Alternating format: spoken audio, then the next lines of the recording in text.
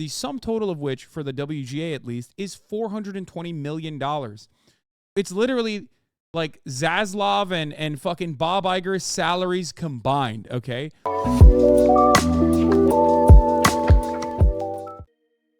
Okay. Let's get started, ladies and gentlemen. SAG-AFTRA actors are, the SAG-AFTRA Actors Union has voted to strike. So let's take a look. Good afternoon. I'm Philip Palmer. This is an Eyewitness News update with breaking news out of Hollywood, where actors will join the picket lines. The SAG-AFTRA National Board announced a strike, and it begins at midnight. Actors are fighting for residual pay from streaming and the unregulated use of AI. The president of SAG-AFTRA, Fran Drescher, spoke just moments ago. This negotiation be covered because the eyes of the world, and particularly the eyes of labor, are upon us.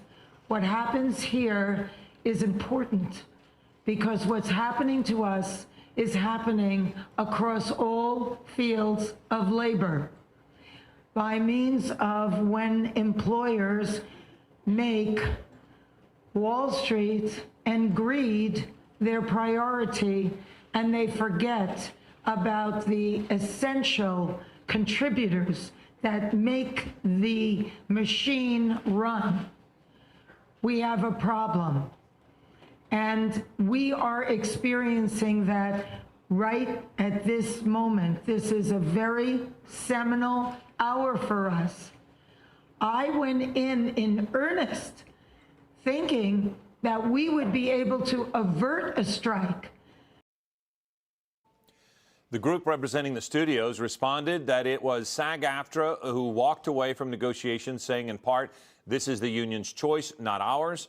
In doing so, it has dismissed our offer of historic pay and residual increases, substantially higher caps on pension and health contributions, audition protections, shortened series option periods, a groundbreaking AI proposal that protects actors' digital likeness, and more." Thanks for joining us. Updates in. I mean, there's literally it's not to be that guy, but there's a Black Mirror episode on the AI thing. AMPTP's groundbreaking AI proposal for oh yeah, hold on. Let's just watch the whole thing. Coming to this press conference today. It's really important that this negotiation be covered because the eyes of the world, and particularly the eyes of labor, are upon us. What happens here is important because what's happening to us is happening across all fields of labor by means of when employers make Wall Street and greed their priority, and they forget about the essential contributors that make the. Do you care about this just because it's a union strike, or do your interests go deeper? That's a very weird question. Of course I care about labor action. I literally cover all matter of labor action. This is labor action in my backyard. It's an industry that's full of friends of mine. It's also one of the most public industries. I love when players' unions actually engage in any kind of labor action. I love when actors and writers engage in any kind of labor action, especially because they're so public. They're so immediately in the eyes of the broader population. This automatically makes it a issue of contention from the jump.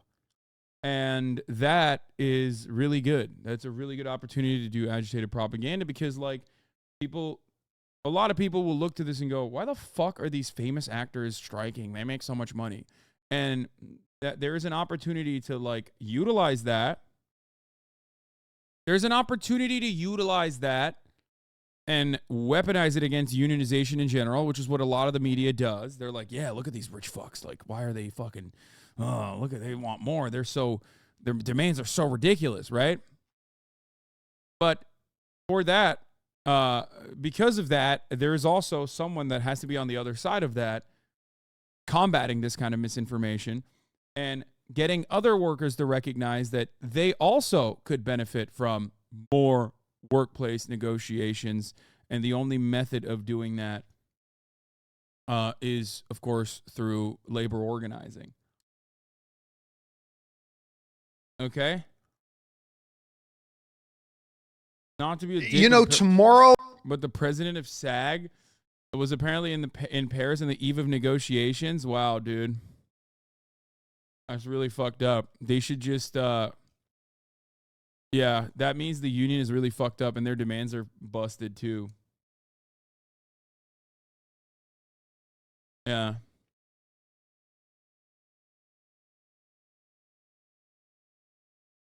Yeah, that's crazy. She was working, she had a contract. Nope, doesn't matter. Doesn't matter. It's really fucked up. I'm gonna take the fucking immediate anti-union lie, like anti-union propaganda, hook, line, and sinker, and then bring it up here.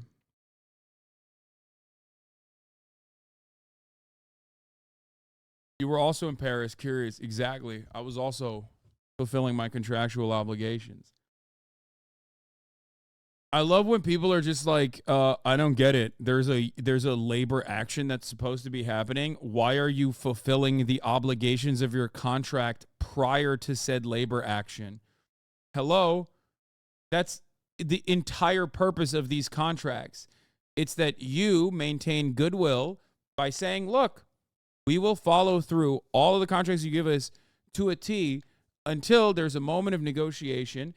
And after the negotiation, if the unions democratically vote to engage in a work stoppage, then it's over. It's done until you meet our demands and the contract is ratified. You know what I mean?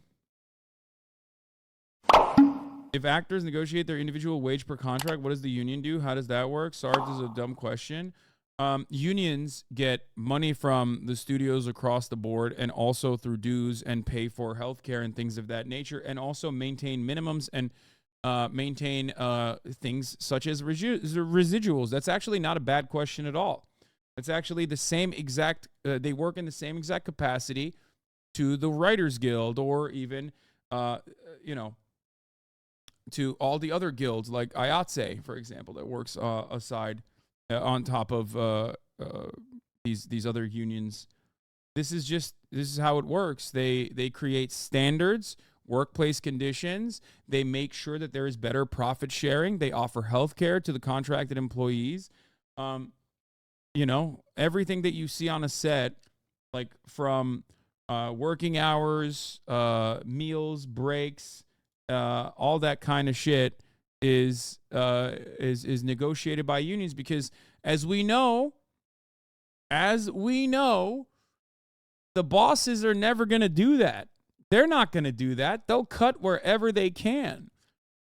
They'll cut it down whichever way they see fit. So this is at the heart of the matter.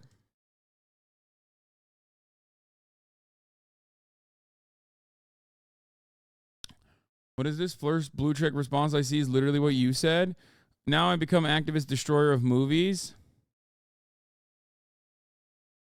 Stars Cillian Murphy and Emily Blunt leave Oppenheimer premiere as Hollywood actors are launching a strike that could stall the whole industry. Yeah. I mean, this is big. This is really, really big.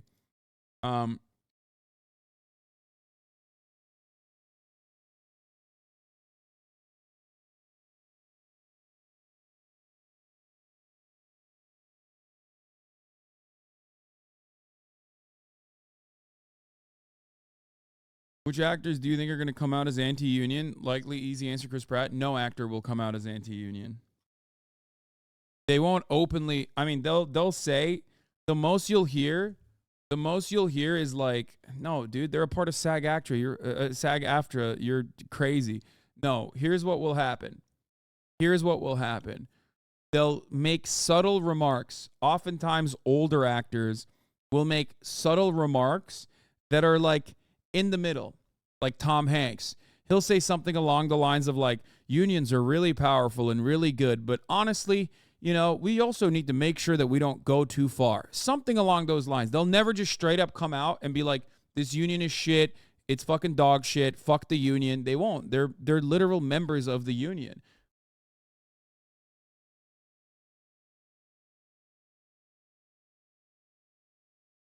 Do you think that this will prolong the writer's strike even more? Do you think this helped? This, of course, helps the writer's strike. Of course. Additional components of a sector also engaging in work stoppages is going to increase the pressure, because what is a strike? It's a work stoppage. There's a negotiations process. There's a contract. There's a back and forth. And your goal as the labor union is to ensure that there's as much pressure, because companies are incentivized by profit. There's as much pressure as possible on a lot of these publicly traded companies that have boards that have a fiduciary responsibility to their shareholders to constantly and consistently increase shareholder value. And when there's a work stoppage, you're seeing a massive hit to shareholder value. So their job is to nip this in the bud. Their job is to stop this as quickly as possible. Precisely the reason why there's a lot of legalese that makes union activity as difficult to conduct as possible. Okay? That's also why there are, anti-labor union law firms that these studios work with in order to either A, stop strikes dead in its tracks, or B, and more frequently, this is a multi-billion-dollar industry, stop workplaces from unionizing to begin with, because unions are terrifying to the bosses. Because the bosses don't want you to have any fucking power. They want you divided. They do not want you united, because divided, you beg, but united, you bargain. Okay?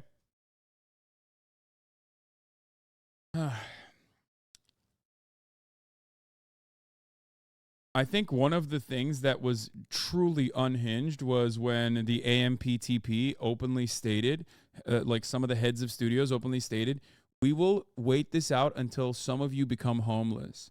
That is a truly, truly insane, unhinged, giving the game away ass beat right there. You know what I mean? It's like the top of the hour ad break. It's open and shut. At the top of the hour, you're going to see a 3-minute ad break. If you no longer want to see those ads, all you need to do is subscribe, right? You know it. I know it. That's how it fucking works.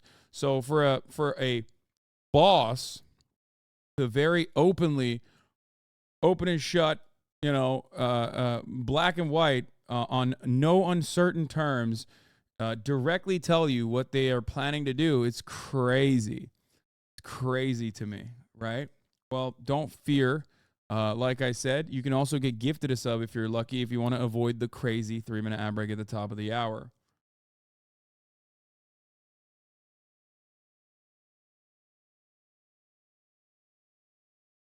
Here's the 3-minute ad break now. Not sure if you saw Adam Conover's tweet. I have not, but here, we can get started with that. Adam's going to be on the stream. So yesterday, some studio executives told the press that they were planning. We're going to have Adam on in a little bit, too, to come talk about this. He's, I mean, such a perfect person to be, like, the spokesperson for this sort of thing. He's obviously sitting on the negotiations committee for the WGA. He's also a part of SAG-AFTRA as well, so he can speak on both. I'm also looking, I've hit up a bunch of my friends to see if they are interested in participating in the pickets alongside myself, like some of the actors that are SAG-AFTRA. And on top of that, I am planning on having maybe some spokespersons from the union as well, or someone that's higher up. I put out some feelers out there to have some people on. Potentially I might. Oh, Alex is also going to be staying with me. Alex Press, as she obviously writes about the story. So, you'll be seeing her a lot more as well on stream. So, that's it. Hassan, you going to pitch a movie out there? Of course I'm going to. All right, let's planning on waiting out the Writers Guild until October, when writers will lose our apartments and homes and become homeless, and then be forced to come back to the table and take a bad deal. Now, first of all, I cannot believe that they said this. They took the mask off. They told on themselves bigger than anyone I have ever seen. But also, they are dead fucking wrong, because writers are in this for the long haul. We have a strike fund that we use to support other writers who are on hard times. We are raising money for crew members and other people affected by the strike. And most importantly, importantly, we know that if we do not get a fair deal, we will not have jobs to go back to. So we are not going to leave this picket line. We are going to keep withholding our labor until the companies come back to the table and make a fair deal. And they're going to do that. You know why? Because they need us. Every dollar they make begins with us. So they are not starving us out. We are starving them out. And until they come back to the table, there will be no writing. So yesterday, some studio executives. Pretty wild thing to hear openly from the studios when they're supposed to be negotiating in good faith. Them stating openly that, like, you know, on no uncertain terms is kind of unimaginable. I do think that they're getting way too fucking big for their britches. They're getting way too comfortable. Like, how do you feel like you can get away with that?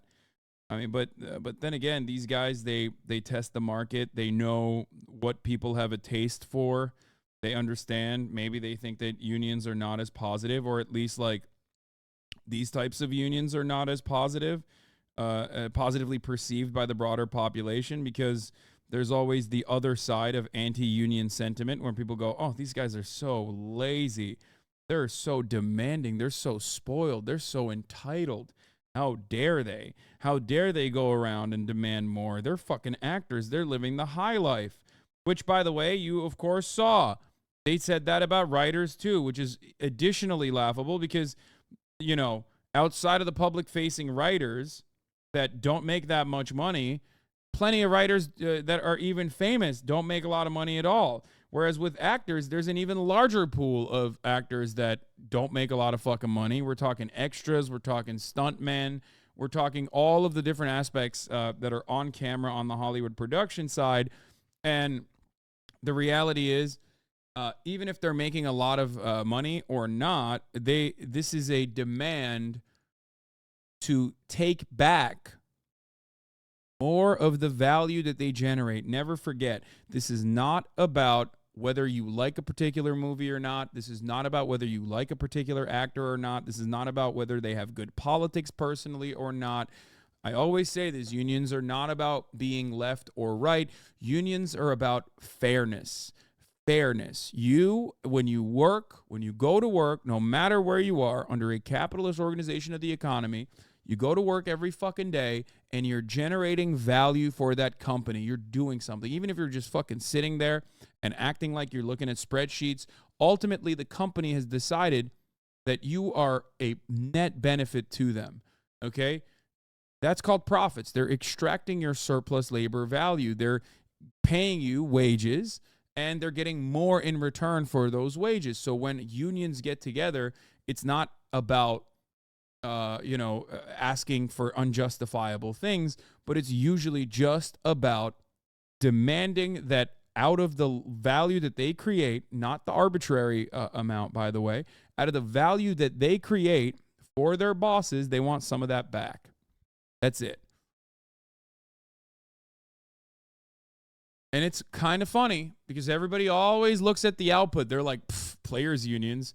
I don't really understand. I mean, the fucking Spurs are dog shit this year or whatever. And it's like, yeah, it doesn't matter because whatever a particular player is making in the form of wages, in the form of their contracted wages, their bosses are making a shitload more off of their players. That's it. That's how this works. A decade ago, Steven Spielberg predicted that an implosion in the film industry would happen where half a dozen movies with high 250 million budgets will flop at the box office and alter the industry forever. Yeah. So, like, a lot of people will look to, like, the Indiana Jones movie, or a lot of people will look to all of these big budget blockbuster movies that are failing and go, the actors in it suck, or the writers in it suck. And what they fail to realize is a writer or an actor is, in many respects, no different than you at your fucking white-collar job, you at your blue-collar job. They are directed to make a product. They play a role in making that product. They can shape it to their own vision, but in many respects, they're not allowed to. Okay? These studios go, make this product. We focus tested it.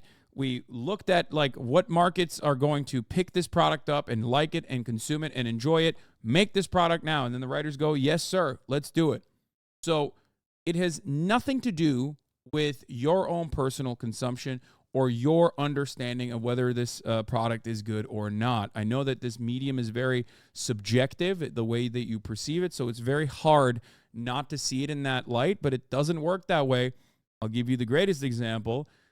Young Sheldon or The Big Bang Theory, okay? Many of you will sit here and say The Big Bang Theory sucks ass. We make jokes about it all the time.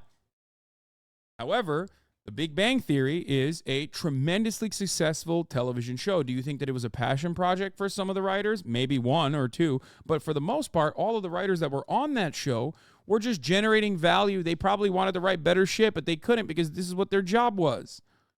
Okay? That's it. They didn't write Bazinga because they love Bazinga and they think this is incredible. They wrote Bazinga because that's what the studio executives knew was good. And while from our own personal understanding, the show does not meet the metric of like, you know, artistic tastes, the refined taste of the Twitch audience, it still was a profoundly successful show. So if that show's making, let's say, $1 billion, I think the writers deserve more of the profits that show is generating than what they're currently getting.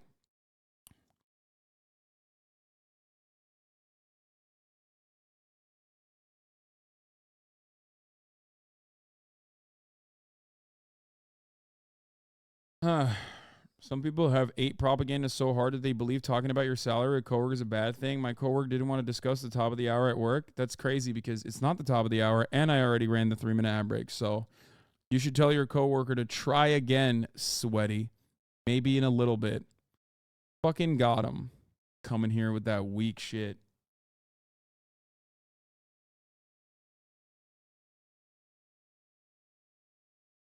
Here is one of the proposals. Let's take a look at that. The studio's AI proposal to SAG-AFTRA included scanning a background actor's likeness for 1 day's worth of pay and using their likeness forever in any form without any pay or consent.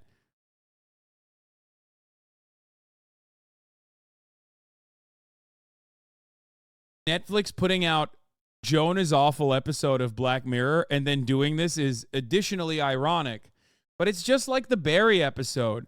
Like, the Barry writers that are a part of the fucking Writers Guild of America wrote the episode of Barry where they're talking about big streamers like HBO, which Barry's on, fucking them over and shutting down their goddamn show because these guys live in it. And the studios don't care. The studios, as long as they're making money, as long as the show is popular, will let you say it. Not new. This is in every industry, okay? This is the same concept throughout time. This is the same concept throughout time. Remember? They once said, capitalists will sell us the rope in which we hang them from. This is the concept. This is that theory in action that you're seeing. Like, they don't give a shit. As long as they're making short-term profits, they will fucking upload videos like that. As long as I'm still generating value for Amazon, more value than I take from them in the forms of subscriptions and ad revenue that they're taking off the top, they don't give a fuck if I'm also funding simultaneously the Amazon labor union. They don't give a fuck if I'm also speaking out against Amazon's harsh, horrific labor practices. This is how it works. I do like. Anyway, here's the classic Barry episode that I was talking about that the Writers Guild writers wrote. Laptop and typed out the entire title, JOPLIN, and still had no matches. It wasn't until I typed out SALLYREEDNEWSHOWJOPLI that it auto-completed the rest and I found the show. So what do we need to do to get it back on the homepage? We are canceling the show. What? Why? Well, the algorithm felt it wasn't hitting the right taste clusters. Taste clusters? It's been 12 hours. Don't we need time to get word of mouth? Oh, the algorithm takes word of mouth into account. But it considers other things too. For instance, if viewers see someone eating dessert within the first 2 minutes of the episode, they almost always finish the entire season. Always. Oh, and it's not just dessert. The same goes for Central Park, Kittens, Dev Patel. We have a 98 on Rotten Tomatoes. Right. 98. And people were crying at the screening. I know. And I was one of them. But I guess I was wrong.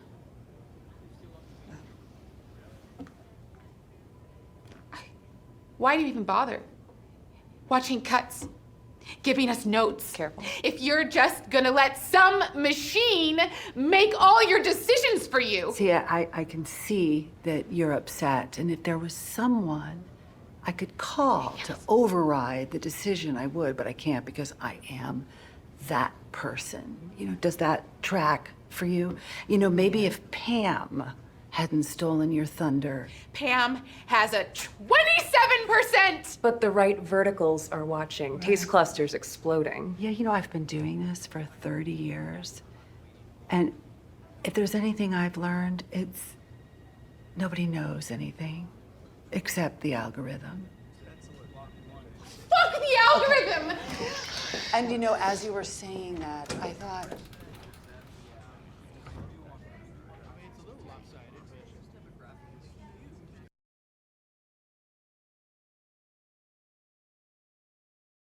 Matt Damon with a middle ground take. From what I understand, they cut it before he was done with his full take. Okay, that's what people are saying. Ben and I just started this little independent studio, and you know we're 3.5 movies in. We're shut down on one of them right now. We're just waiting for everything to resolve. So, and it's you know it's brutal for our sister unions. It's brutal for IATSE. You know what I mean? It's like, and it's going to be tough for the actor, for 160,000 actors. So nobody wants a work stoppage, but if our leadership is saying that the deal isn't fair, then we gotta hold strong till we get a deal that's fair for working actors. For, you know, it's the difference between having health care and not for a lot of actors, and we got to do what's right by them. Wait, he didn't say anything bad. This is not anti-union. Matt also said if our leadership is saying the deal isn't fair, then we got to hold strong until we get a deal that's working for actors. There's a difference between having health care and not for a lot of actors, and we got to do what's right by them. That's not middle of the road at all. No, you guys just read the Deadline Hollywood. You didn't watch the video. You read the Deadline Hollywood quote, which quoted him halfway to make it seem like he is against the strike. Matt Damon at the Oppenheimer Theater says the Hollywood labor strikes will be brutal for actors in his own production company, which has shut down one of his company's films. This is 1,000% sensationalist propaganda. They're doing this on purpose.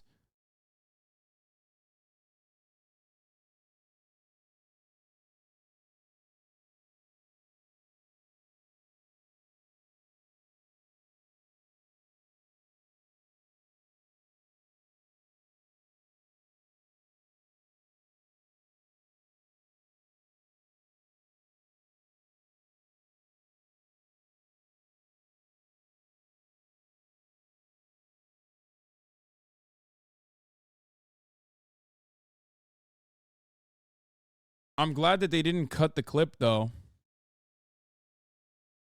I'm glad that they didn't just, like, cut the clip.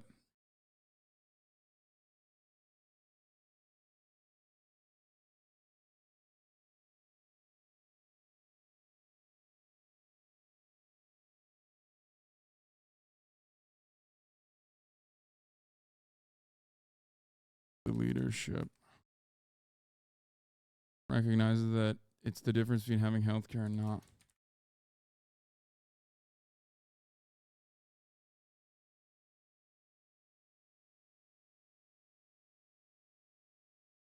All right. They did it with this one, too. That's so funny that they're just like clip shipping.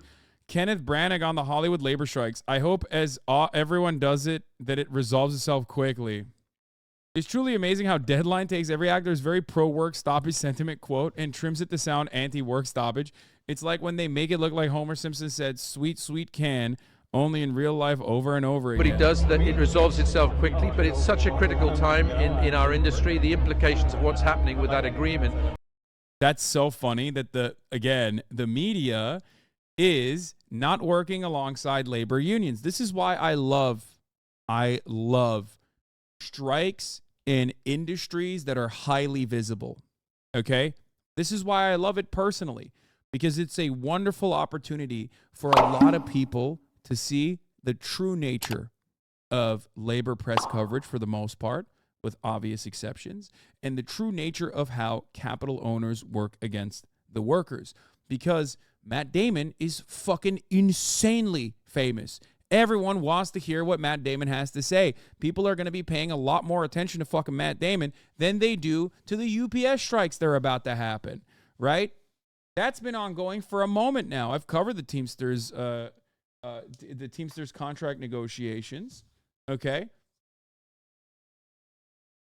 But the reality is the broader public doesn't care about it as much. They should, but this is a great opportunity for people to learn, okay?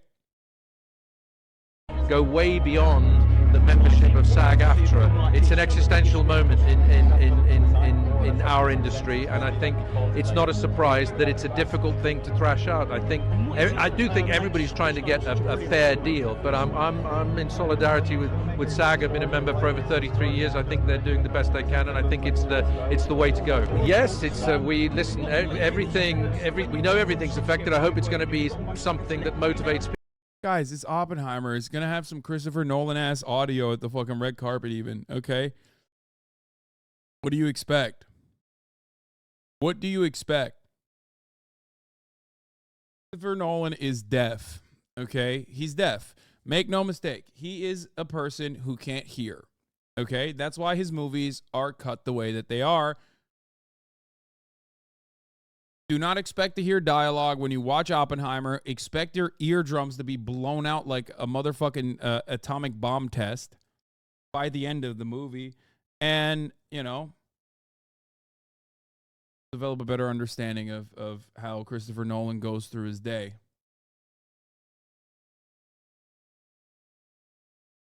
I'm seeing it in IMAX. I'm going to die. Oh, brother, good luck.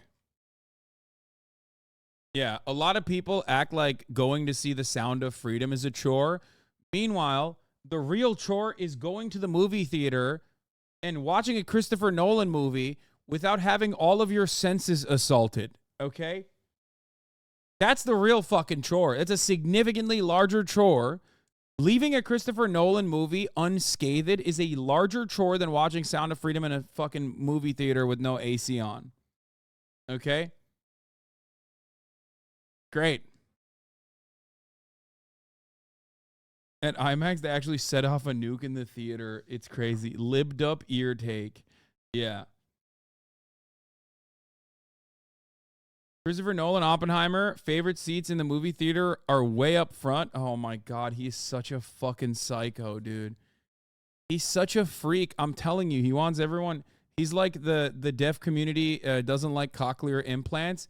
He is the deaf community's biggest rider. He's deaf himself, and he wants everyone else to be deaf. I'm telling you.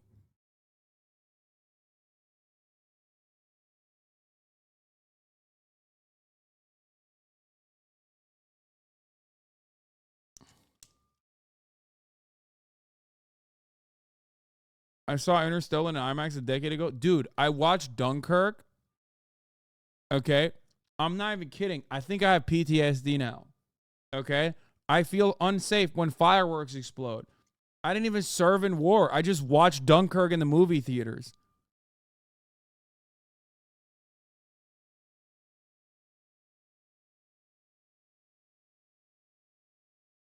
That's his goal. His goal literally is to be like, oh, you want to watch my movies? I'm going to make it difficult for you.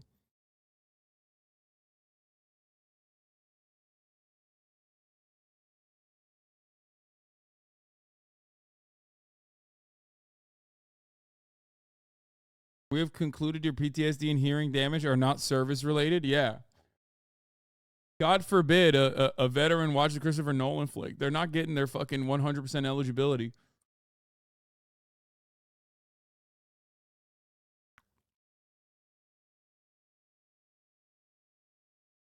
Tonight is part of the red carpet goodie bag. Yeah. Just like permanent ear damage. If you are Probably not as bad when you're actually shooting the movie. It's just bad on the editing floor. That's all I'm stating. Well, it's most likely bad on. It's most likely bad when you're watching it.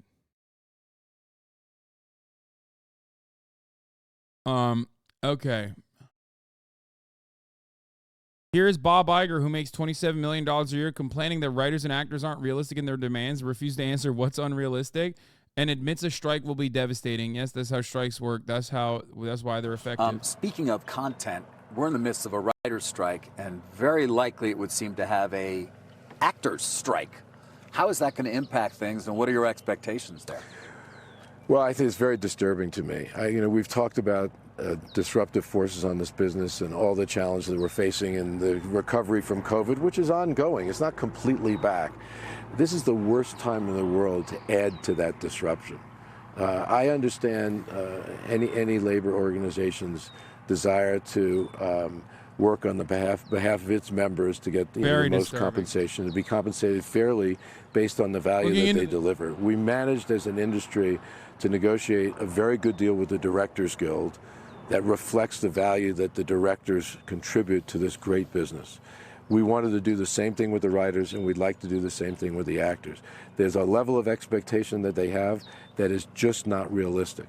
And they are adding to a set of challenges that this business is already facing that is, quite frankly, very disruptive. So they're not being realistic? No, they're not. Why not? I can't answer that question. I respect their right and their desire to get as much as they possibly can in compensation for their people. I completely respect that. I've been around long enough to understand that dynamic. Do you, though? And to appreciate it.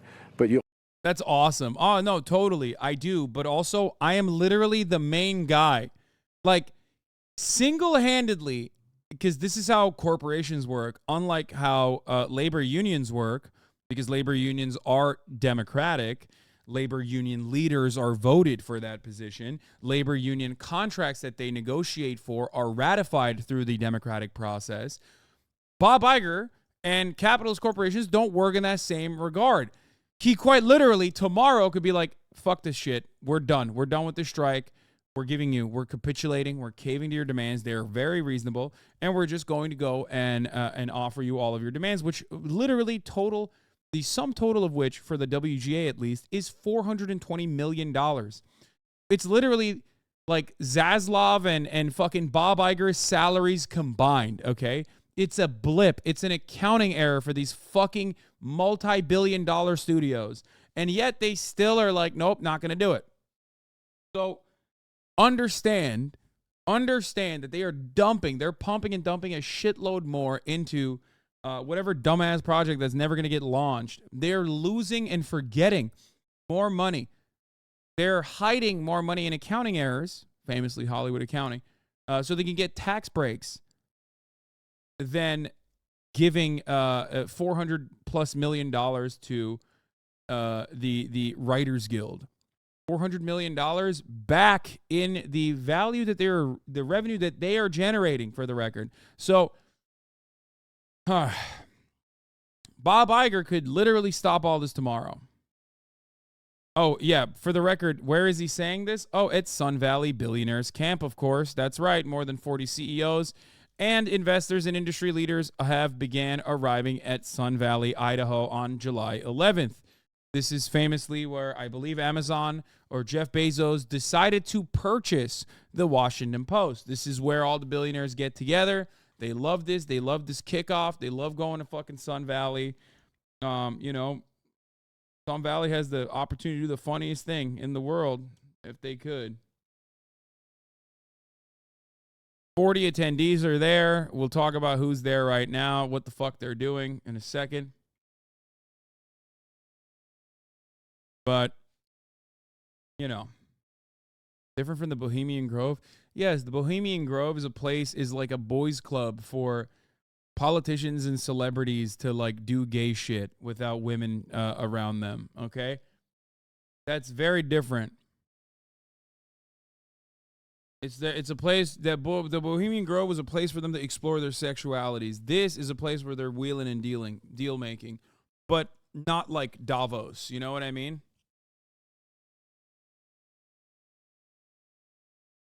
The irony, of course, is that the Sun Valley, Idaho, if I'm not mistaken, Sun Valley, Idaho is one of those places where like there's also an incredible, uneven, and awful real estate market. So all the people that have to work those events during that duration or during like other tourist seasons where they have, I think they have extreme sports and like snow season and shit like that where they have to live in their fucking cars. Oh, I'm thinking of Jackson Hole, Wyoming. Never mind. But ski resort towns are like that too. I'm pretty sure Sun Valley, Idaho is like that too.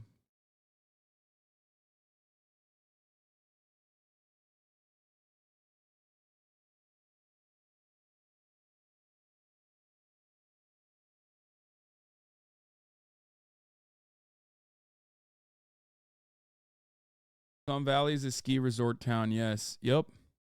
A lot of those places are desolate hellholes for the population that actually work and serve you your food and your water and work behind the scenes to make sure the plumbing is working. You know what I mean? It's great. Good stuff. And their desire to get as much as they possibly can in compensation for their people. I completely respect that. I've been around long enough to understand that dynamic and to appreciate it. But you also have to be realistic about the business environment and what this business can deliver. It is and has been a great business for all of these people, and it will continue to be, even through disruptive times. Yeah. But these guys just don't understand business, baby. Or maybe they understand it real well, and that's what frustrates you. You know, being realistic is imperative. What do you do in the interim, then? Does AI start to write a lot of scripts? It will have a very, very damaging effect on the whole business, and unfortunately, the strike will. There's huge collateral damage in the industry. That's kind of wild that the CNBC guy's like, oh, what are they going to do? What are you going to do? Write it with AI? That's the most contentious CNBC interview I've ever seen against the dude who your job is to literally glaze up, just suck his dick to completion, okay?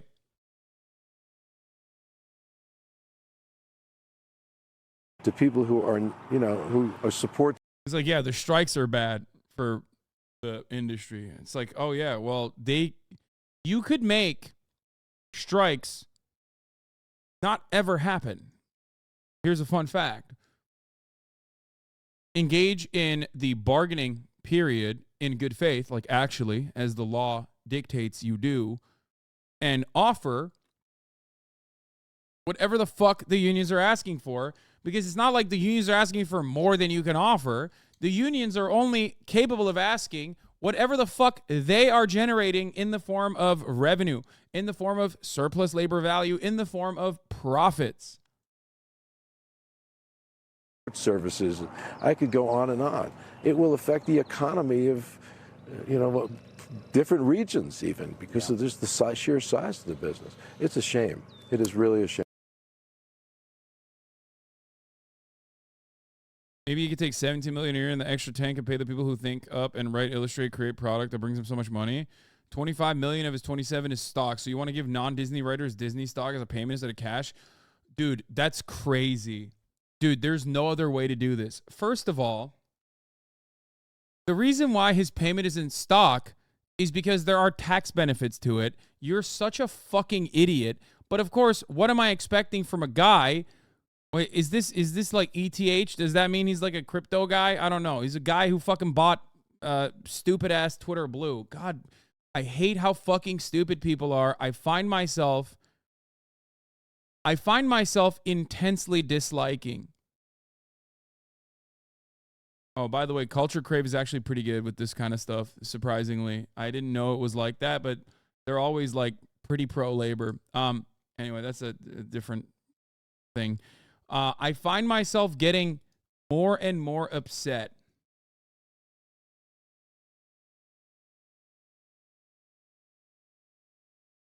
Alex Mashinki has been arrested on the Celsius multi-billion-dollar fraud and faces charges that could lead a maximum of 115 years in jail. Holy fuck.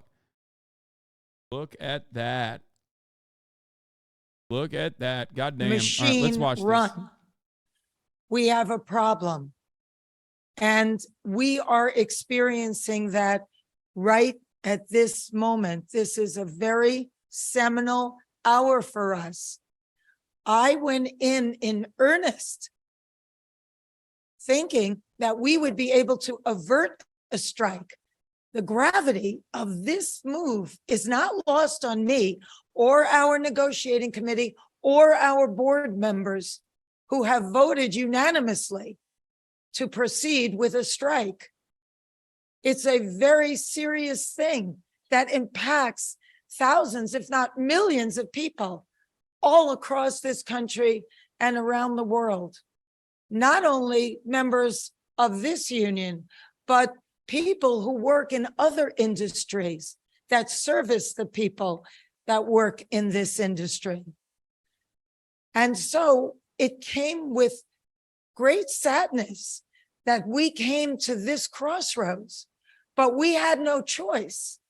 We are the victims here. We are being victimized by a very greedy entity. I am shocked by the way the people that we have been in business with are treating us. I cannot believe it, quite frankly. How far apart we are on so many things. How they plead poverty, that they're losing money left and right when giving hundreds of millions of dollars to their CEOs. Nope. It is disgusting. Shame on them. They stand on the wrong side of history at this very moment. We stand in solidarity, in unprecedented unity. Our union and our sister unions and the unions around the world are standing by us, as well as other labor unions.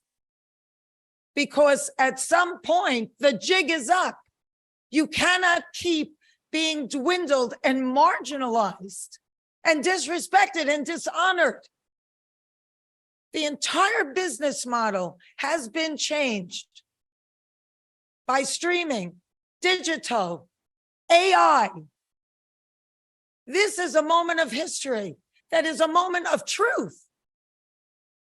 If we don't stand tall right now, we are all going to be in trouble. We are all going to be in jeopardy of being replaced by machines and big business. Who cares more about Wall Street than you and your family? Most of Americans don't have more than $500 in an emergency. This is a very big deal, and it weighed heavy on us. But at some point, you have to say, no, we're not going to take this anymore. You people are crazy. What are you doing? Why are you doing this? Privately, they all say we're the center of the wheel. Everybody else tinkers around our artistry, but actions speak louder than words. And there was nothing there. It was insulting. So we came together in strength and solidarity and unity with the largest strike authorization vote in our union's history. And we made the hard decision that we tell you as we stand before you today. This is major. It's really serious. And it's going to impact every single person that is in labor. We are fortunate enough to be in a country right now that happens to be labor friendly. And yet we were facing opposition that was so labor unfriendly. What happened? So tone deaf to what we are saying. You cannot change the business model as much as it has changed and not expect the contract to change too. We're not going to keep doing incremental changes on a contract that no longer honors what is happening right now with this business model that was foisted upon us. What are we doing? Moving around furniture on the Titanic? It's crazy. So the jig is up, AMPTP. We stand tall. You have to wake up and smell the coffee. We are labor and we stand tall and we demand respect and to be honored for our contribution. You share the wealth because you cannot exist without us. Thank you. True. Great take.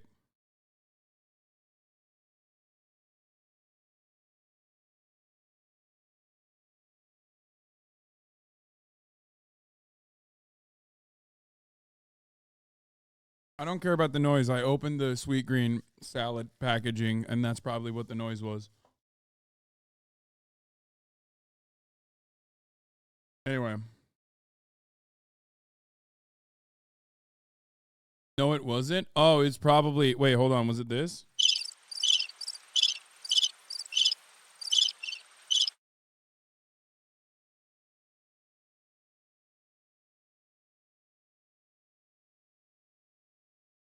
No, it's okay,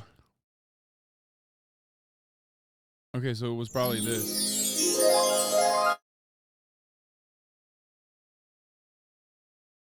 Yeah, my Rodecaster. I was pushing my keyboard forward, and my Rodecaster gave up. Made some noises.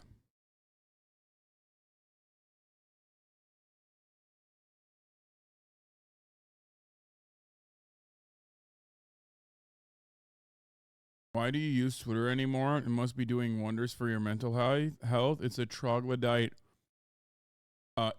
echo chamber. I use it because it's my job. It literally sucks, but I can't do anything. This groundbreaking AI proposal that they gave us yesterday, and Here's that the AI groundbreaking AI proposal, they proposed that our background performers should be able to be scanned, get paid for 1 day's pay, and their company should own that scan, their image, their likeness, and should be able to use it for the rest of eternity in any project they want with no consent and no compensation. So if you think that's a groundbreaking proposal, I suggest you think again. But this groundbreaking AI proposal that they gave us yesterday. That's so insane.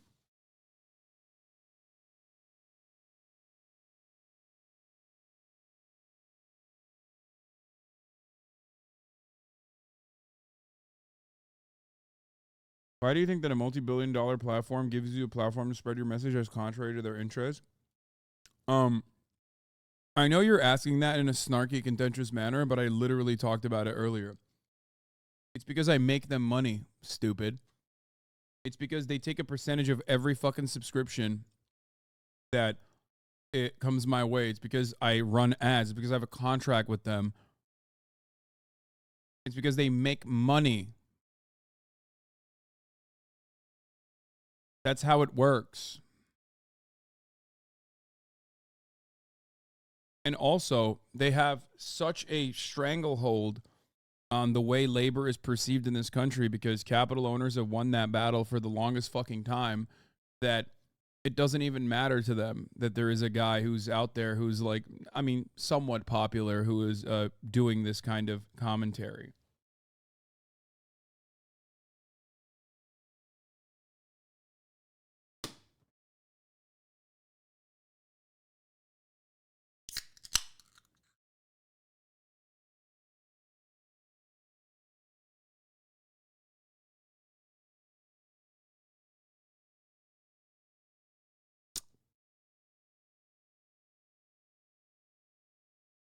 I am but a blip on the radar.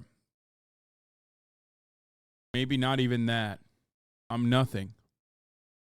Hollywood drama playing out in real life now. Members of SAG-AFTRA failed to reach an agreement on a new contract by that midnight deadline that they set.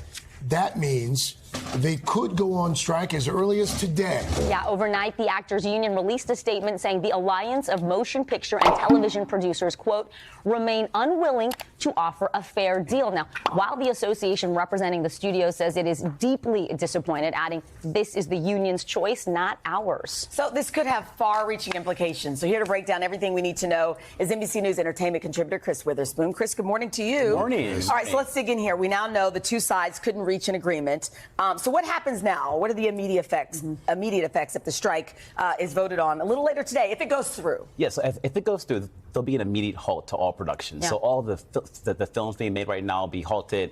All the TV shows, Hollywood will go dark, and we're also going to see some of the biggest names in Hollywood going to the picket lines. All these major A-list stars, these names known all around the world, will be joining the writers at the picket lines. Of course, the Writers Guild of America has been on strike for some time now, past 2 months, if I'm not mistaken. There's some overlap between the unions. For folks who have not been following the story as closely as we have, SAG-AFTRA, what are the... Yeah. Hasanabi, they're saying, be joining the picket lines.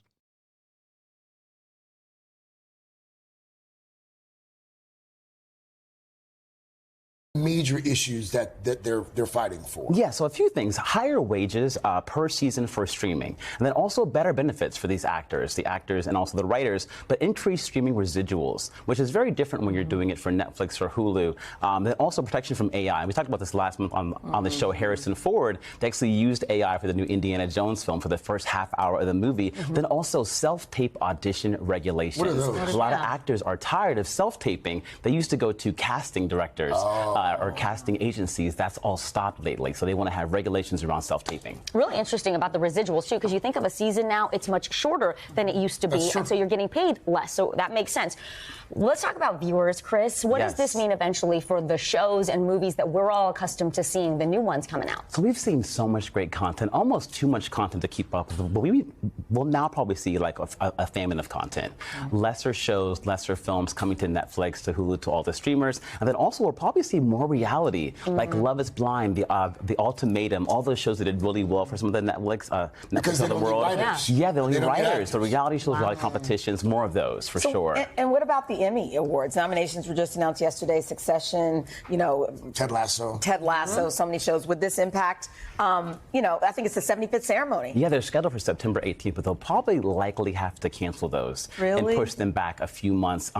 Actors can't do any press or promo. That's part of the actors' strike, and really the campaigning up to the Emmys is such a huge part of getting that Emmy award, so they'll probably push them back a few months. I think for a lot of folks who are watching or listening right now on the radio, they're like, oh, Tom Cruise, Harrison Ford, why would these guys be striking? They're Okay, that's not an L. You met Jacksepticeye. I see him all the time.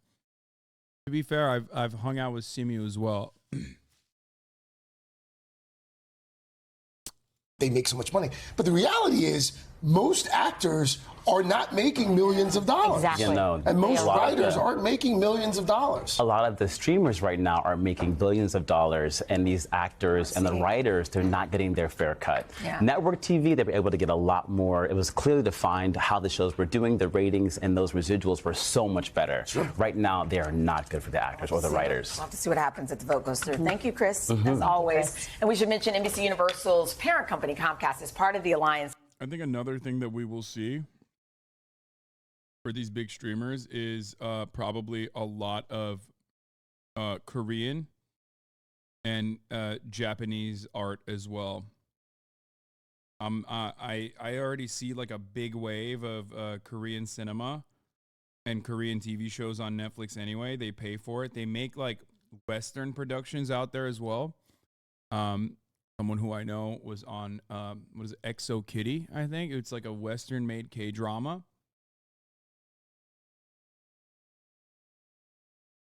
So,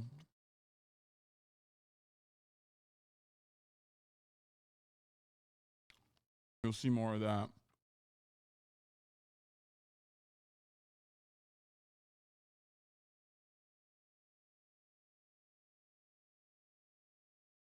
That's probably what they perceive will be fun to do.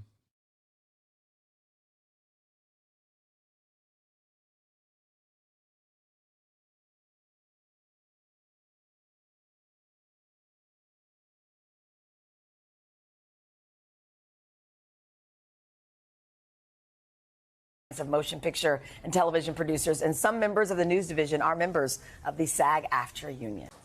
Hey, thanks for watching. Don't miss the Today Show every weekday at 11 a.m. Eastern, 8 Pacific on our streaming channel today. This is House of Dragons Season 2 can continue filming despite the SAG-AFTRA strike. Yeah, it doesn't matter, though, because they can't have rewrites. This is because most of the cast are UK actors working under contracts governed by the local union equity and are legally not allowed to legally allowed to strike, are not legally allowed to strike in solidarity. That's understandable. That's usually how that works. However, they literally don't have rewrites. They don't have fucking writers. They don't have any of the writers at the shoots. So it's still going to be fucking dog shit. No, these guys aren't scabs, chatter. What the fuck? You have to understand, when we're talking about international production, there are people that are in England under their own labor contracts and under their own negotiations doing what they're supposed to do. They're fulfilling the terms of their contracts in good faith.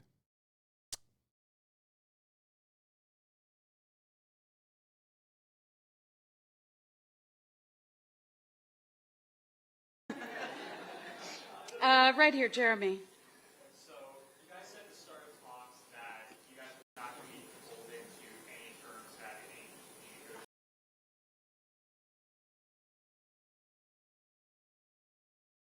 to reach a deal with the AMPTP, and unfortunately, they have left us with no alternative. Although we're all disappointed with the AMPTP's reluctance to cooperate, the solidarity among SAG-AFTRA members has never been stronger. Based on the enthusiasm I'm seeing from everyone, I truly believe this union has the unity and the resolve needed to fight for the future of their careers. Due to the broad nature of our membership, this strike does not affect all members of all contract areas, just those working under the 2020 TV theatrical contract. Performers working in interactive entertainment, audiobooks, music, commercials, and other contract areas will not be directly impacted. The strike will... I've officially fallen off, by the way. This is like unrelated to anything else, but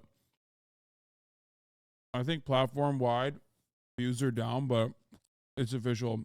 This is a major news story, and there's not that much interest on it. 23,000 live concurrent viewers. It's over. The fall off is here. Unrelated to anything else. It's crazy. Major fall off. Will begin at midnight tonight, and all of us, union members, leadership, and staff, will be out on the picket line. Major news in quotations? Yeah, are you fucking kidding me? The entirety of Hollywood going on strike is major news. What? This is like a super significant news story. Only because you live in LA? Yeah, famously, no one else fucking watches television and movies. Only people in Hollywood watch television and movies and TV shows. What are you saying?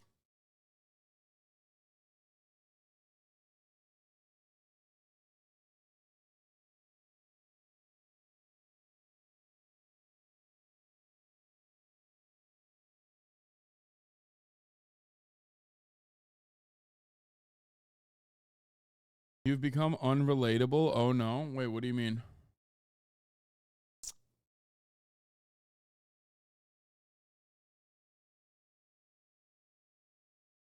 Everything I cover from the perspective of dumbass Amerifat, Ameri-brained idiots is technically unrelated and not relatable because I cover healthcare. I cover strikes happening in other sectors as well. Most Americans don't care about labor unions, so they don't give a shit when I cover those things. My job is to make the non-relatable actually become very relatable. My job is to relay this information so you understand how important this is for you, not just from the point of consumption, but also from how similar this situation is to your workplace, to your workplace conditions, to create a sense of solidarity. So that means that I'm just not doing something correctly that I used to be able to do. I can't. I am not captivating enough people. Tomorrow morning. Members are urged to go to SAGAFTRAstrike.org for answers to common questions as well as information on picket locations. I'd now like to turn the microphone over to SAG-AFTRA President Fran Drescher. Thank you. Thank you, Duncan. And thank you, everybody, for coming to this press conference today. It's really important that this negotiation be covered because We covered this part. So the AMPTP just sent out a press release basically saying, you guys have reiterating what they said yesterday and what Bob Iger said. You guys have chosen a path that will lead to financial hardship for countless thousands of people who depend on the industry. They're claiming they offered a 76% increase in high budget SVOD foreign residuals, 58% increase in salaries for major roles. They say 11% pay increase in year one, blah, blah, blah. They're claiming all these double-digit promises. And they're claiming they had a groundbreaking, I'm quoting them, AI proposal which protects performers' digital likeness. So what do you say to that? Well, Fran may have some things she wants to say to that, but let me just take one of the items that you mentioned, and I'm not going to be able, not having seen their press release, I can't respond to every point of it, but this groundbreaking AI proposal that they gave us yesterday, in that groundbreaking AI proposal, they proposed that our background performers should be able to be scanned, get paid for 1 day's pay, and their company should own that scan, their image, their likeness, and should be able to use it for the rest of eternity in any project they want with no consent and no compensation. So if you think that's a groundbreaking proposal, I suggest you think again. Ago, you guys put out a video that suggested that you were seeing progress in the talks, and you sounded encouraged by what was happening. So, what turned? What was the pivot? Where did things go south? well, you know, initially we started kind of on the outside. They weren't really ready to get to the core issues, and we were encouraged, quite frankly. But we didn't realize that that was where it ended, where it began and ended. And all the core ingredients, you know, we were basically either stonewalled or we're so far apart that, you know, it was just...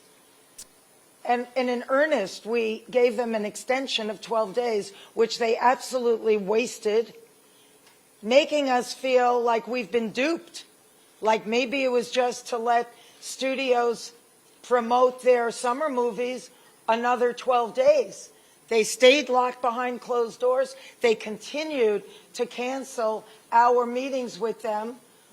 We thought, you know, well, maybe they're really getting into it. But then what we ultimately received from them was what my mom would call a leck and a schmeck.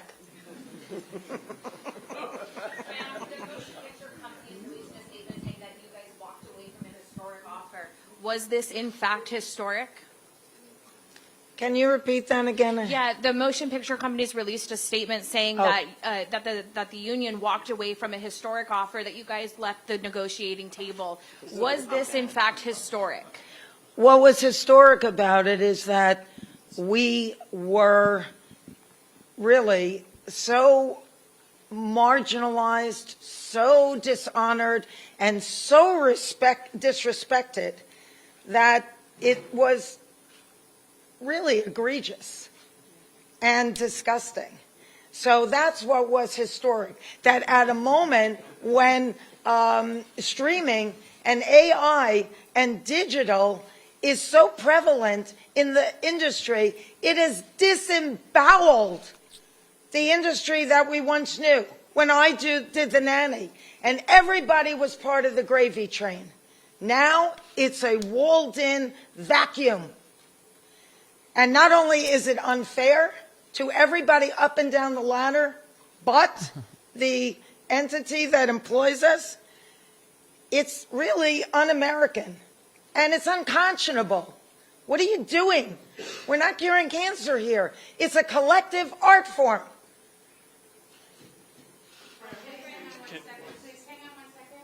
We have a live stream. This is being viewed by several thousand people online, so I need you guys to use the microphone.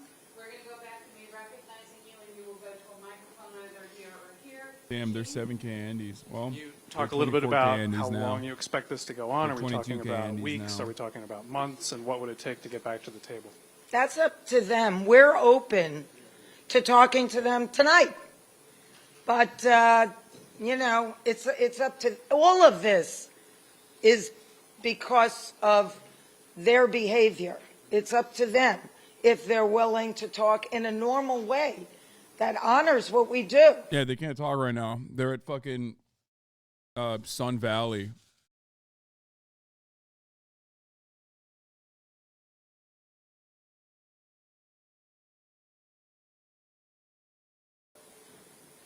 I mean, they are well aware of what it takes to make a deal. Fran and I personally spoke to several of the CEOs of these studios yesterday, and at length. They know what it will take to make a deal. They had the power in their hands to make a deal and avoid this strike. They chose not to do that. And last night, we told the AMPTP directly across the table, we're ready, willing, and able to return to the negotiating table whenever they're ready to do so. Their response to us was that they would be ready to talk whenever we would act in a civilized manner, not be on strike. We told them that it's not uncivilized for people to go on strike. It's a moral right, it's a human right, and it's a legal right of our members to collectively bargain, to organize. Civility politics is awesome. He said it's uncivil to strike, which is like your legal right.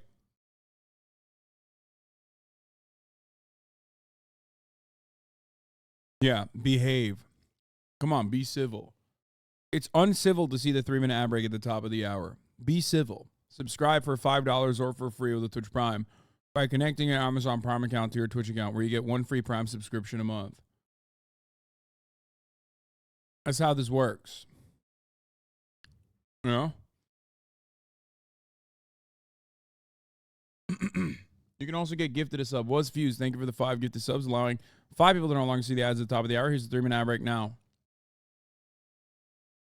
And to go on strike if needed to defend their rights, and that we will be happy to approach them and negotiate with them whenever they're ready to do so.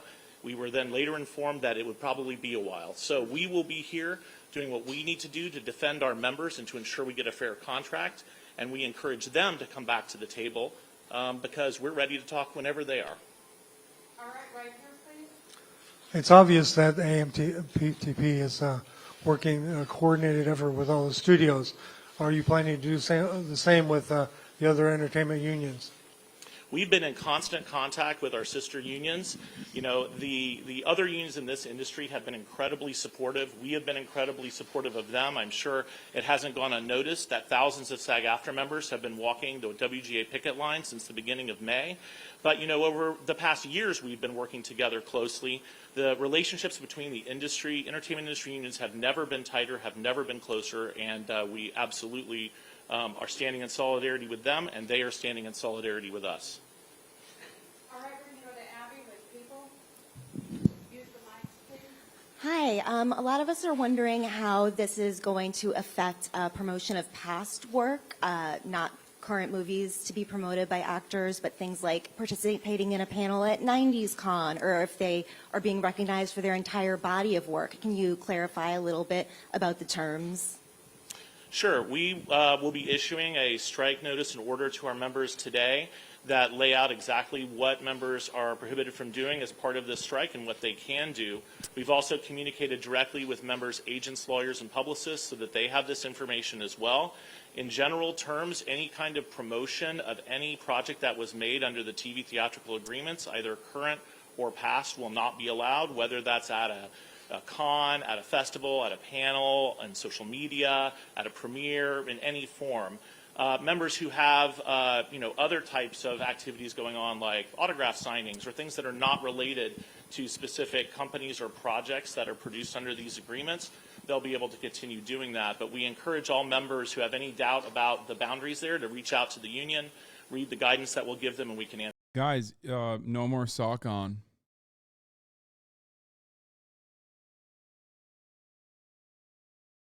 Answer their questions directly and individually. Hey guys, what do you make of the reports man, that what's sock on? That the Academy's strategy Sock on was these to nuts! bleed union members dry? I know there was Oh, beer, in beer, regards beer. to the WGA, but what were your thoughts on that piece that came out? It was reported in the press just recently that there were some executives from the studios who stated that that it was okay for writers to go homeless as a result of this strike, or that, like you said, that they want to bleed the people dry. I mean, I think Fran might have some words to say necessary about that. evil. A necessary evil, that's right. Can you believe that? I mean, we had a whiteboard with quotes just so the room would remember some of the things that were said. But you know what? Eventually, the people break down the gates of Versailles, and then it's over. Well, we're at that moment right now. What? Hi, Ted Cheng, KMBC. As you know, this is going to have a significant impact on the LA economy, perhaps costing it as much as $30 million a day. What would you want to say to the businesses, to the people who are going to be losing their living because of Hollywood, who are going to be What do you mean? Yeah, tell them to fucking put pressure on the studios. suffering alongside with you? Well, believe me, our heart bleeds that we had to make this decision.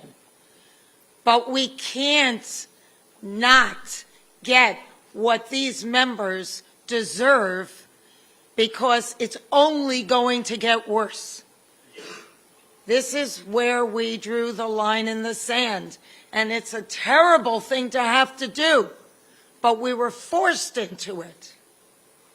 and let's not forget, actors are working people too, alongside everyone else in this economy. And every working person should feel empowered to stand up for themselves. And when an employer, especially these big multinational corporations, wants to take advantage of you, wants to use their power to squash you under their heel, it is your right and your obligation to stand up to them. And I have a very strong feeling that those other people, whether they're parts of unions yet or not, will see what our members are doing and will understand why we had to do it. And Fran and Duncan, I have a quick question, Leslie with the Associated Press. How do you anticipate that this will affect Emmy's campaigning amongst actors since nominations were just announced yesterday?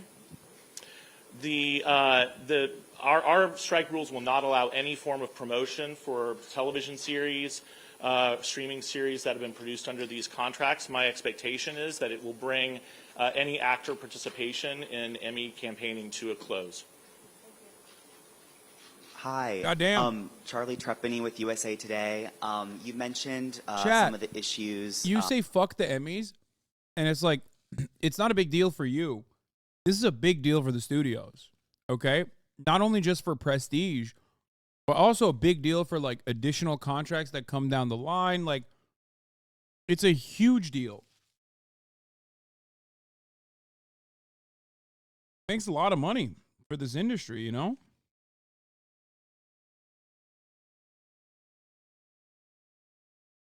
That went into this decision to go on a strike involving salary and generative AI. Was there one particular overriding issue that proved to be the biggest deal breaker for the union?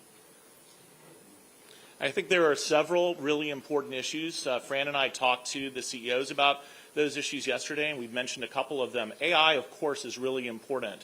But in addition to that, the basic respect reflected in minimums that keep you at least so that you're not earning less money today than you were earning years ago, that's another example. And also, as Fran has talked about, the fact that this business model has been changed, but the companies want to just keep our members locked in a contract that doesn't... I wish there was more international cooperation among, like, sector labor unions, like, so that these multinational corporations couldn't just take advantage of, like I said, Korean cinema, for example. Deeply frustrating to see that.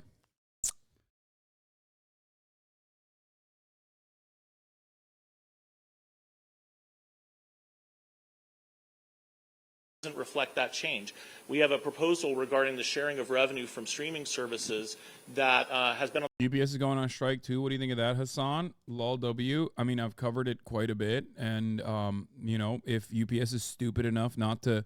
This guy, by the way, one, you don't even care about the fucking Teamsters, okay? So don't come in here with this bullshit. You're exclusively in here to, like, catch me, right? In your mind, you think there's a double standard. You're going to probably go along and say, you only care about the pussy-ass, like, you know, clout-driven Hollywood actor labor strike or whatever. No, it's just about you, you dumb fuck. You're not in here when I'm talking about the Teamster strike, okay? Because you're a dumbass. You're a pathetic fucking loser who's in here specifically to like win an argument in his own mind. You've already made up your mind about where I'm at. You've already made up your mind. You're not here for like additional fucking news coverage or anything like that.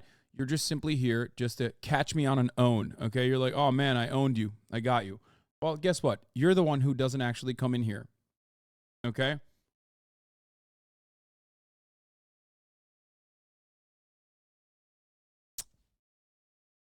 No, the UPS strike is massive. It's massive. If UPS is stupid enough to not concede to the reasonable demands that the Teamsters are making, as I've covered already, okay? I don't know what to tell you. Like, they're so fucking stupid.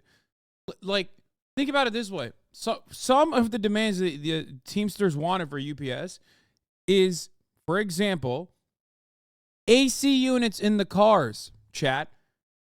Right now, as I'm streaming, as we are alive on this planet, we are going through the biggest heat wave.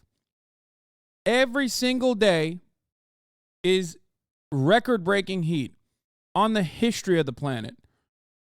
These guys are out there in their brown-ass cars melting.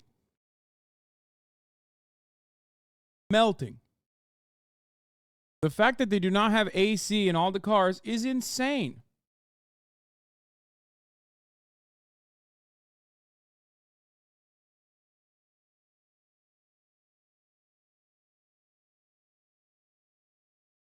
Anyway,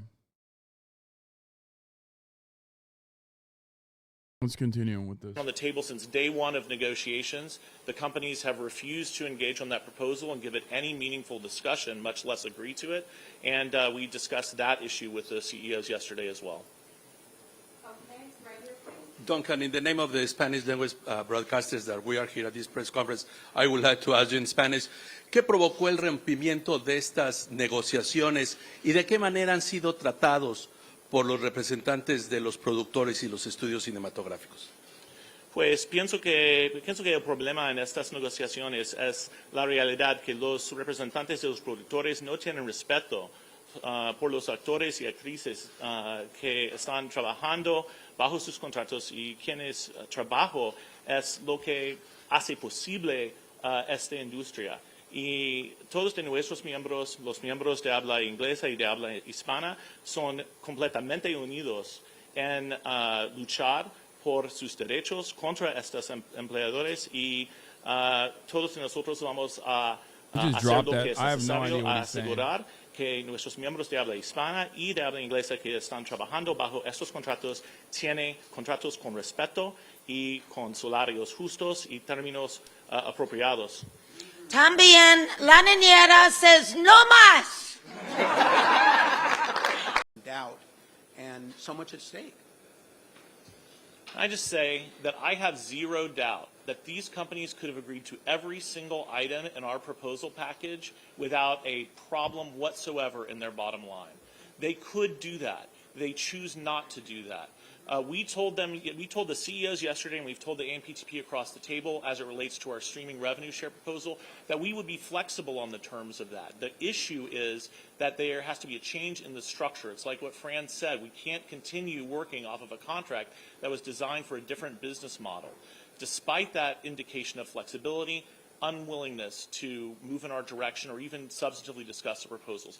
This strike could have been avoided 100% by these companies simply being reasonable, and nothing about this contract would damage those companies at all. This is a matter of respect for SAG-AFTRA members, for the work they contribute, and it just isn't there. Fran, do you want to add to that? Do I? Do you want to add to that? I said to their faces that, you're sitting there trying to squeeze us out of our livelihood. You're systematically figuring out ways to carve us out of what is due us. And you're sitting on the wrong side of history. Shame on you. That's what I had to say. Thank you. Alison Petrowski, Channel 9 Australia. Fran, you mentioned that the eyes of the world are watching at the moment. What is your message to actors and other members of the entertainment industry operating in different parts of the world, but fighting the same battles that you are here? Well, we all have to stand together on this because it's like a malignancy that's spreading, and we're already in stage 4. And if it doesn't get attended to immediately and swiftly with precision, it's going to destroy not only each of us, but the industry at large. I'll just add, SAG-AFTRA has members all around the world, and we also have extremely close relationships with our sibling actor unions all around the world as well. And there have been plenty of times in the past when SAG-AFTRA members have gone to bat to fight for our fellow members around the world, whether it be in New Zealand, with respect to the Hobbit situation, whether it be in South Africa, helping our colleagues there achieve. They honestly don't want actors. They want their likeness and their voices, and they'll hire data scientists and VFX people to do the rest. They don't even want musicians. AMPTP figured out they digitalize all creativity 100%. Notice how the aspect of that, the equation, the one side of that equation that isn't, that is being heavily leaned into is like the side that is not being allowed to unionize, the side that also is like very similar to the game developer side of the conversation. They're leaning more and more into visual effects. Visual effects can be done internationally. It can be done anywhere. It can be done by whoever. Now you don't even need a fucking actor.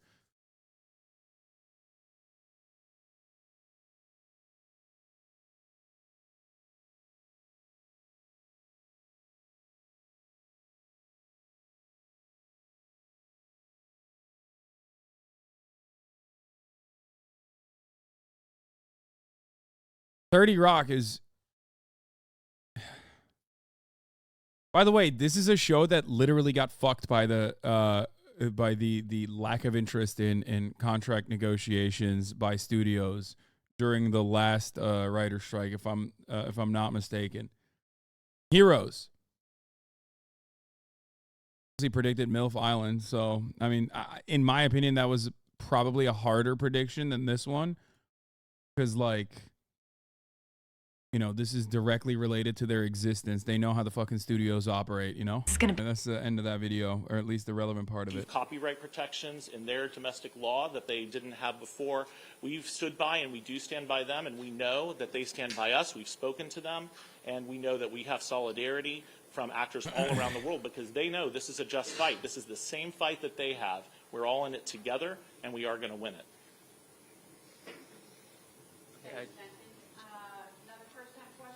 Hi, Brooks from the New York Times. There's been a lot of optics of CEOs at Cannes and Sun Valley while holding the line. They can't afford to meet your proposals. The companies push back by sending photo of you in Italy and the selfie with Kim Kardashian. Can you? That wasn't a selfie. Just address that? Excuse me. I just want to set the record straight on that. Before you do, can I just say something? Before Fran answers that, I want to say it is outrageous that they would do that. What Fran was doing was Fran was working, which is what our members do. And for these employers to cynically try to turn our members against Fran because she's doing a job. That's awesome. That is what that one chatter was doing. That is what that one chatter was in here being like, remember when the president was in France, dude? Like, while the negotiations were happening? It's like, dude, she's still a fucking working actress, no? Like, this is her job. That she was under contract to do, while, by the way, she was zooming into our negotiations after work hours, working 18 hours or more a day. It is outrageous. It is wrong. It's despicable. And they should be ashamed of it. But I'm sorry, Fran, if you want to say more about it. No, I appreciate that. I mean, I'm a brand ambassador for a fashion company, and so is Kim. I had only met Kim seconds before that publicity picture was taken. It had nothing to do with being at a party or having fun. It was absolute work. I was in hair and makeup 3 hours a day, walking in heels on cobblestones, doing things like that, which is work, not fun. I'm sure Kim would have rather have been at her home in Malibu with her children too, but we work. That's what we do. It's wild too, because it's like, who the fuck considers taking a selfie with Kim Kardashian to be a fun activity. I guess like people that watch Keeping Up with the Kardashians, but like, you say work a megalol, but that's how it works. It's marketing. It's marketing. That's what you're doing. Oh my God. I know. It's crazy. Hassan, what do you mean work a megalol? You went to Paris. It's like, yeah, I would have rather not gone to Paris. I don't know if you know that. Like, I love my community. I love my fans, but I would have rather stayed at fucking home with my dog, okay, and didn't get into a golf cart accident where I broke my rib. I'm just saying, like, that's just what it is. Everyone's place of work is very different, okay?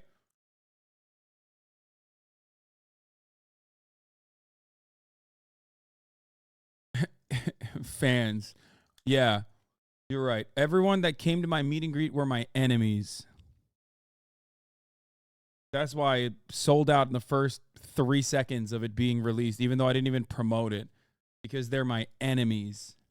They were like, oh, we're here to see Hassan and his cracked rib.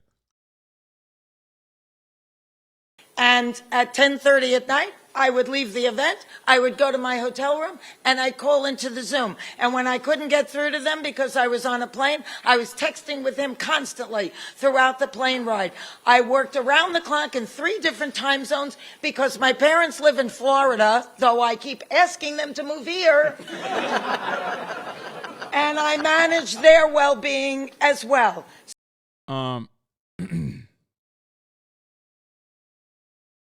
Yeah.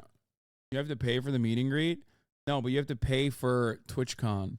And people pay for a ticket so they can, do a bunch of other stuff. Chat has been extra annoying this week.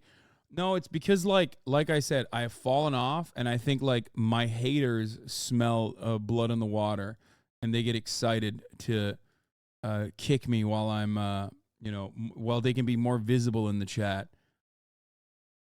Turning overseas. Anyway, don't worry, though. We're back to Biden and Finland after the NATO summit.